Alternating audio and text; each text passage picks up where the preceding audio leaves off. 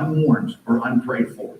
And maybe, just maybe, God is stirring in some of your hearts to take the gospel to people around the world who have never heard it, just like he did Apostle Paul's. Yes, there is great need all around us, but there are so many places in the world people have no access to hear the gospel at all. And yes, God leads some of us to stay right where we are. But why would a God of mercy and love leave so many witnesses in places where there is so much access when there are so few in places with no access at all? Is God that bad at math that he would leave so many in a place with so much and send so few to places with no? Carl F.H. Henry, the theologian, said, the gospel means good news, but it's only good news for somebody if it gets to them in time. Let's make sure they all have a chance to hear and respond before it's too late. That was the drive that consumed Paul's life, and it's the drive that should consume ours as well.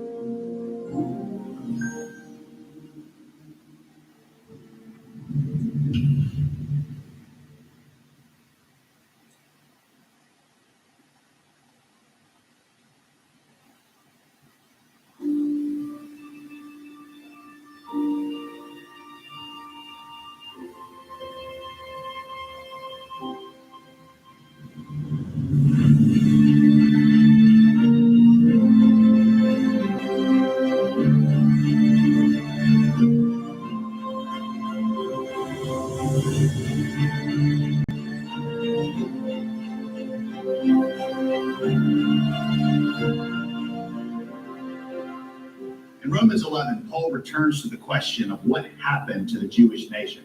You see, God had made a promise to Abraham in Genesis 12. He said, I will bless you, and I will make your name great, and your offspring will be blessed, and through you, all the nations of the earth will be blessed.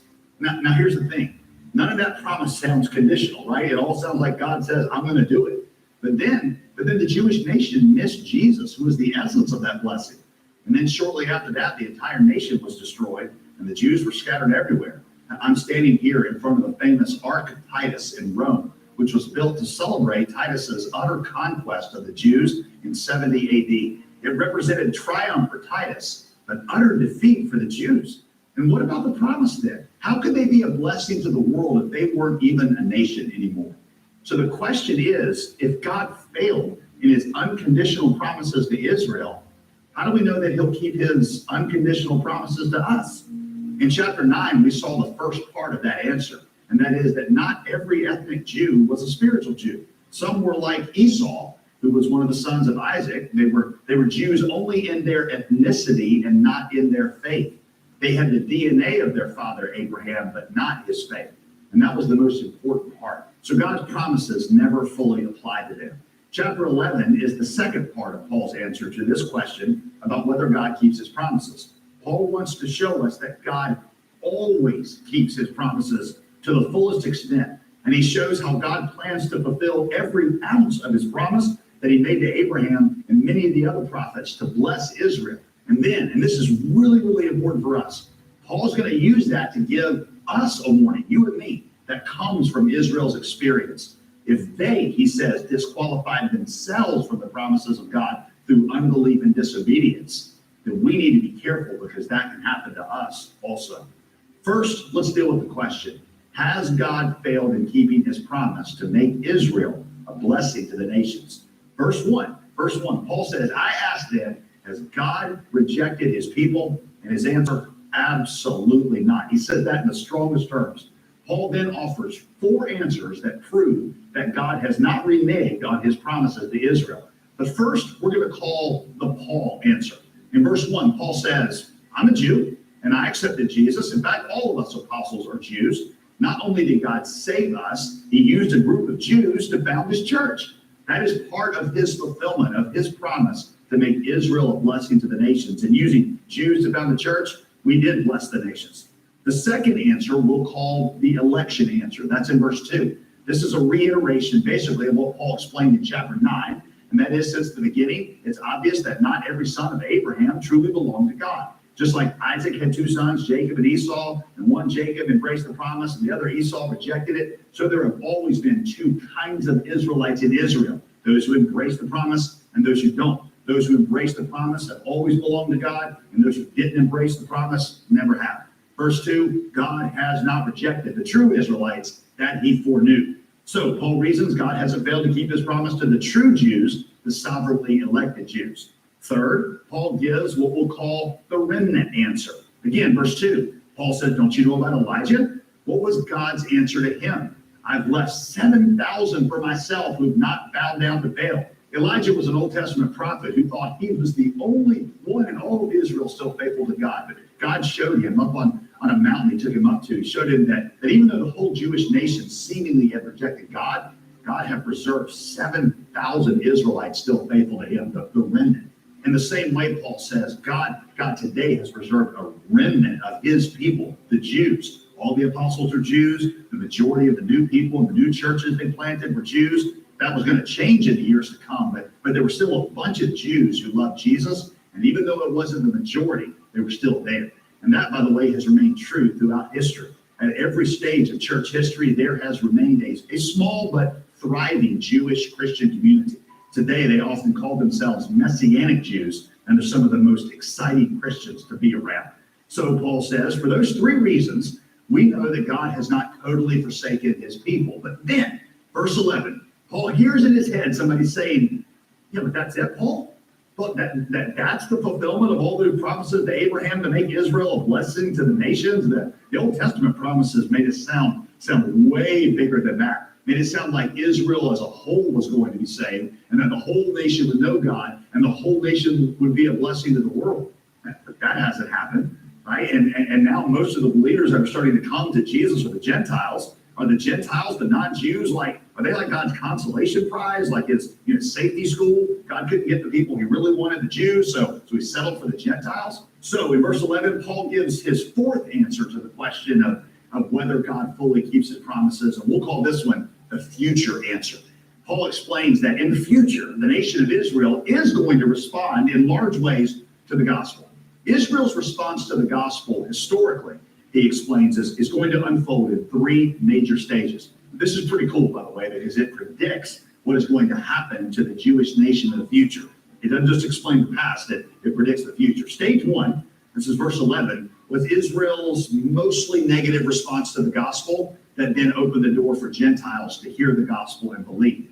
Because the Jews rejected Jesus, this made the apostles, it forced the apostles to go to the Gentiles. In the book of Acts, the gospel spread into new cities follows a fairly predictable pattern. You can read it in Acts. The apostles first preach in the local Jewish synagogues. The Jewish reaction is inevitably mixed, with a few believing, but most rejecting. This rejection then drives the apostles out with no choice, out of the Jewish synagogues into preach in the public areas of the city. Places like this in Rome, in the streets and marketplaces. Over here to my right is the Roman Forum where Paul and many of these early Christians would have preached. And there in these places, they find a lot of Gentiles who are ready to believe.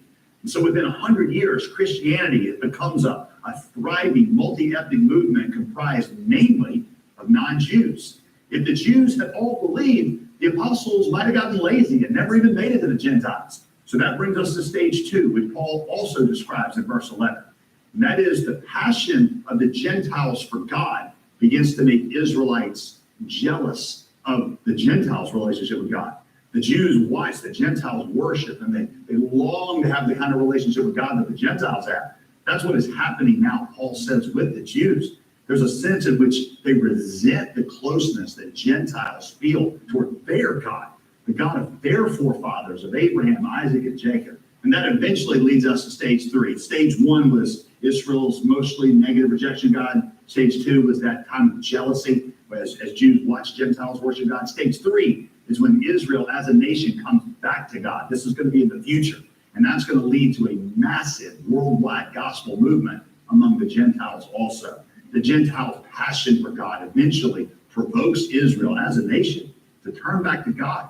Jump down to verse 25. It says, a partial hardening has come upon Israel until the fullness of the Gentiles has come in. And in this way, all Israel will be saved.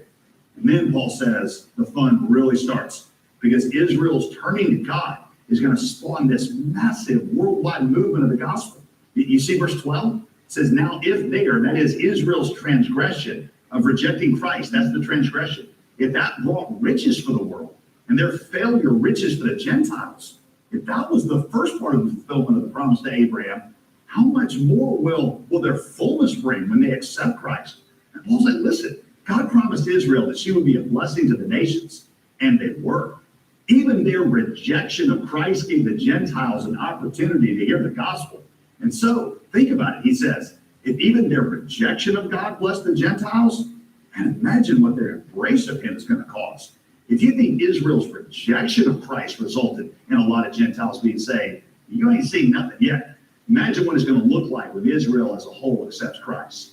Now, Paul doesn't go into a lot of detail about how this massive Jewish return to Christ is going to happen. Different Bible scholars have different ideas, and it's going to be described in much more detail in the book of Revelation. But whatever it looks like, it will happen. Paul says it's going to happen because God will fulfill his promises to the Jews to the fullest extent. So even though Israel on the whole has rejected God, verse 28, they are still loved because of the promises to the patriarchs, to Abraham and Isaac and all the prophets. Since God's gracious gifts, verse 29, God's gracious gifts and his calling are irrevocable. In other words, once God promises something, he always sees it through. So to sum all this up, has God failed to keep his promise to make Israel a blessing to the nations? He has not failed. Many Jewish people have been saved, and even their rejection has led to Gentile salvation, and the best is still yet to come. Israel as a whole is going to turn back to God, and that's going to spawn a massive worldwide movement of the gospel. And that leads us to Paul's very sober warning to us. It's in verses 17 through 22. We Gentiles must never grow complacent in our salvation. Paul reasons, verse 17. Now, some of the branches were broken off, and you Gentiles, though you were a wild olive branch, you were grafted in among them and have come to share the same rich root of the cultivated olive tree. Verse 18, do not boast that you are better than those branches. In the process of grafting, you would take a branch from one tree, put it into another tree, and then it would form an attachment and start to grow life from that tree. Also, that's what happened to you Gentiles. You were taken out of the pagan soil you were in and put into the promises of Abraham and the people of God, and God began to give you this life through them. He says, so don't be arrogant, but be aware. Because if God did not spare the natural branches, the one that came naturally off the tree, he's not going to spare you either. You do the same things that they did. In other words, if you see that God was willing to cut off branches from his own original tree because of their unbelief, why would we, who have been grafted into this Jewish tree somewhat unnaturally because they failed to believe, why would we ever think that we can get away with doing the very things that got them removed? And what was it exactly that got them removed? Unbelief, compromise, disobedience, taking their salvation for granted, giving lip service to God and going through religious motions without really ever giving their hearts to him. Y'all, so many Christians sitting in churches today would be in this category. Ask them, and they would say they're Christians, and they prayed a prayer, they went through confirmation or baptism or whatever, and they come to church and they go through the motions, they even throw some change in the offering, but they are only half committed. If you look at their lifestyle, you'll see a lot of inconsistency and compromise. They're not really walking with Jesus or really living with him as Lord over their lives. These were the